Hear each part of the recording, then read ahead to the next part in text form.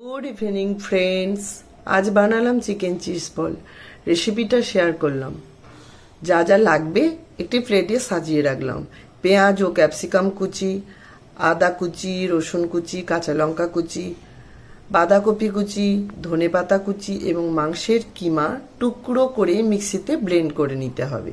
তারপর চিজগুলোকে টুকরো করে কিউব আকারে কেটে নিতে হবে। দেখুন আমি কিভাবে কেটে নিচ্ছি। এভাবে কেটে নিলে ভালো হবে।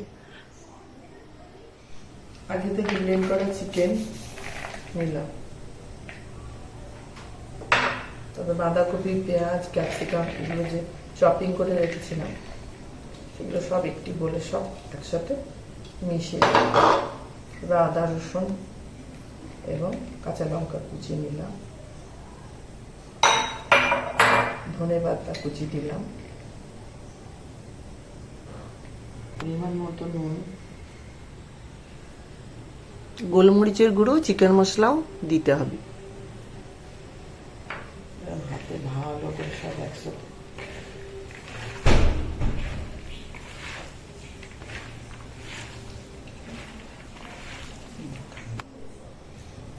দেখুন আমি কিভাবে বানিয়ে নিয়েছি।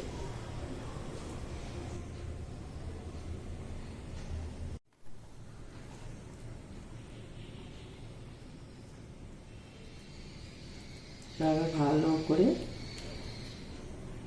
চিজটাকে ভেতরে দিয়ে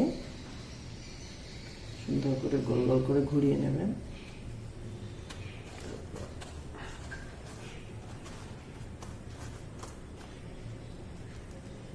ডাবল কোট করুন।